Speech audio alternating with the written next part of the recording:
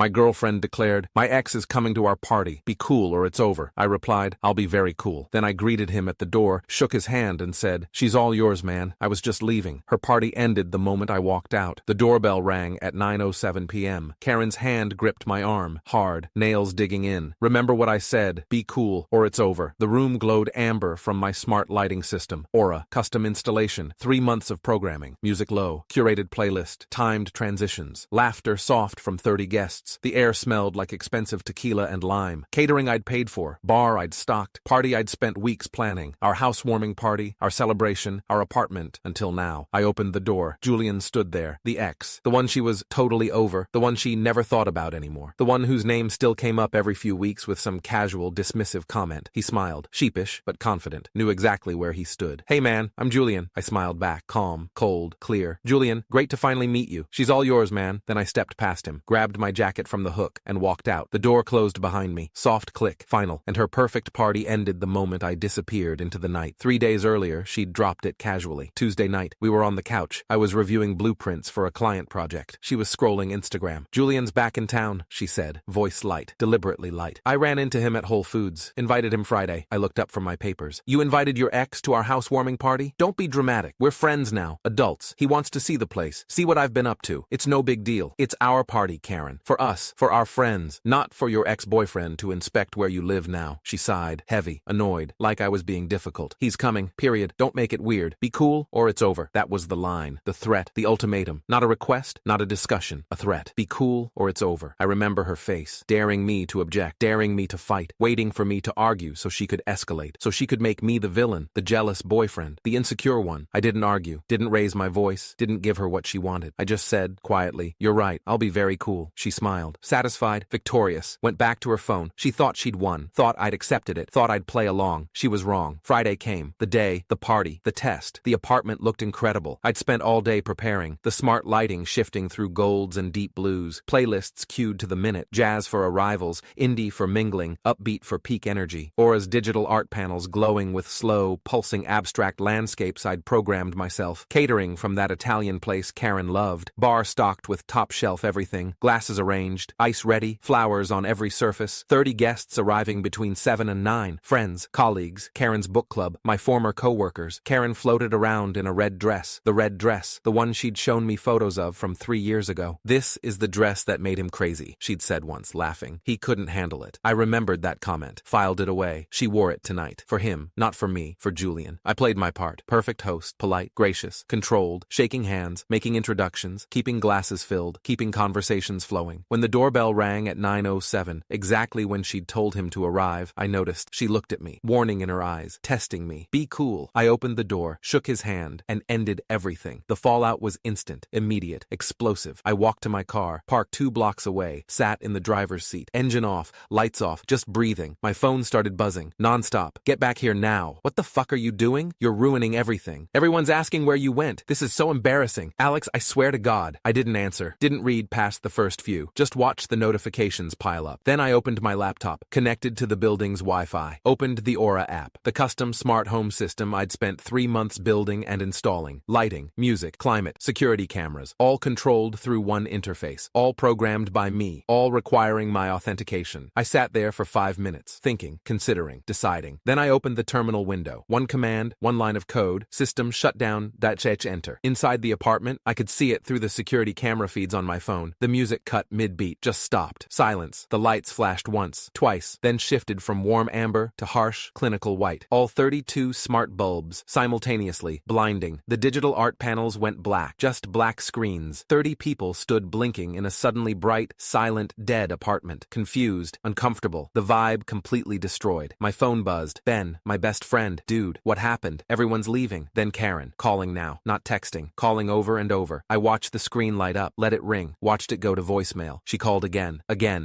Finally, I answered. "Turn it back on, Alex, right now. This isn't funny." "I'm not laughing. You're humiliating me. Everyone's leaving. Turn the system back on." "No, Alex, I'm serious. Stop being childish. Come back, fix this. You told me to be cool or it's over," I said, voice flat, calm. I chose over. Then I hung up, blocked her number, turned off my phone, drove to Ben's place. By Monday, reality had set in for her. The party was over. The guests had left. Julian had left. Fast, according to Ben, who'd stayed to watch. The apartment was a disaster, and I wasn't coming back. She texted from a different number, her friend Melissa's phone. We need to talk. I live here too. You can't just kick me out. I'm staying. This is my home, I replied once. Check the lease. Because that was the thing. The detail she'd forgotten. The leverage she didn't have. The lease was in my name. Only my name. She'd moved in 6 months ago. Just temporarily, she'd said. Until I find my own place. Never contributed to rent. Barely contributed to utilities. Stayed because it was convenient. When she tried to lock me out, change the door code, which was adorable since I had master admin access to everything, I called my building manager. He laughed. Actually laughed. Nice try. She's not on the lease. She has no legal right to change anything. Can you reset it? Already done. I didn't yell. Didn't threaten. Didn't engage in drama. I hired a process server. Legal eviction notice. 30-day notice to vacate. Clean. Professional. Legally binding. A week later, I came back. Not alone. With 2 police officers. Requested escort. Completely legal. And my friends, Ben and Will, to help move my things. She opened the door in my bathrobe. My expensive bathrobe. The cashmere one I'd bought in Japan. Behind her on my couch, sitting in my living room, drinking my whiskey, Julian, shirtless, smirking. You can't just barge in here, she shrieked, voice high, panicked. This is harassment. I'll call the police. One of the officers, Officer Rodriguez, according to his badge, sighed, tired. Ma'am, he's the legal tenant. You're not on the lease. He has every right to be here. You don't have the right to exclude him. Julian stood up, puffing his chest, trying to look intimidating. This is our place now. She told me, you need to leave, bro. I met his eyes, calm, direct. Is your name on the lease? Silence. That's what I thought. I looked at Officer Rodriguez. I'm just here to collect my property, my electronics, my equipment, things that belong to me. That's within your rights, sir. I walked past them, straight to my office, unplugged my server rack, $15,000 worth of equipment, my espresso machine, $3,000, my vinyl collection, my gaming PC, top-shelf liquor from the bar, my things, my property. Packed it all methodically, carefully. Ben and Will helped carry it to the truck we'd rented. Karen watched me, shaking, furious, helpless. You're petty, Alex. You're stealing. This is theft. I held up the 30-day eviction notice. No, I'm enforcing boundaries. I'm removing my property from a space you'll be vacating in 23 days. Officer Rodriguez nodded, approved, and then I left her standing in a dead silent apartment. No music system, no smart lighting, no Wi-Fi. I'd canceled the account that morning. No coffee machine, no entertainment, no audience, just her and Julian in an empty shell. She refused to move. Of course she did. Refused to vacate. Refused to acknowledge the eviction notice. So I filed for formal eviction. Court process, lawyers, paperwork, documentation, photos, lease agreements, communication logs, her texts, her threats, her refusal to leave. All documented, all submitted. It took 6 weeks. 6 weeks of court dates and continuances, and her lawyer trying to claim tenants' rights she didn't have. When the sheriff finally came with the eviction order, when they physically removed her from the apartment, she screamed, sobbed on the floor, dramatic, theatrical. Julian was long gone by then. Disappeared 2 weeks into the process when reality set in. The apartment was destroyed. Absolutely destroyed. Gouged hardwood floors, keyed with something sharp. Smashed TV screen. Wine poured on the couch. Furniture broken. Walls damaged. She'd left a note on the kitchen counter. Handwritten. Angry. Hope it was worth it, psycho. You ruined my life, so I ruined yours. Enjoy your empty apartment. I took photos. Documented everything. Handed the note to my lawyer. He smiled. Actually smiled. This is perfect. This is admission of intentional damage. This makes the civil case very easy. 3 months later, I stood in small claims court. Maximum damages case. $10,000 limit. Karen showed up in a conservative dress. Hair pulled back, trying to look sympathetic, trying to cry, playing the victim. The judge, Judge Martinez, stern woman in her 60s, read through the documentation, the photos, the repair estimates, the note. Then she read the note aloud, in court, for the record. I ruined your sanctuary, Judge Martinez repeated, voice flat. You ruined my life, so I ruined yours. Ms. Patterson, you wrote this? Silence. Karen's lawyer touched her arm. She nodded, small nod. Yes, but nothing. You admit to intentionally damaging the property? I was emotional. He kicked me out. He legally evicted you after you refused to vacate. That's not being kicked out. That's enforcement of property rights. Judge Martinez looked at the damage estimates. Floors, walls, furniture, electronics. Total damages estimated at $8,750. She looked at Karen. I'm awarding the plaintiff the full amount, $10,000, plus court costs, plus wage garnishment to ensure payment. You'll be paying $400 per month until this debt is satisfied. Karen's face fell, collapsed. The tears were real now. My face didn't change, didn't smile, didn't gloat, just accepted the judgment with a nod. When it was over, I gathered my papers, thanked my lawyer, nodded to Judge Martinez, and walked out. Outside the courthouse, the sun was bright, the air was clean. Fall afternoon, cool and clear. I turned my phone back on, had kept it off during proceedings. One missed call from her mother, Mrs. Patterson, probably calling to yell at me, to tell me I'd destroyed her daughter's life, to call me cruel. I deleted it without listening. Then I slipped my hands in my pockets and kept walking.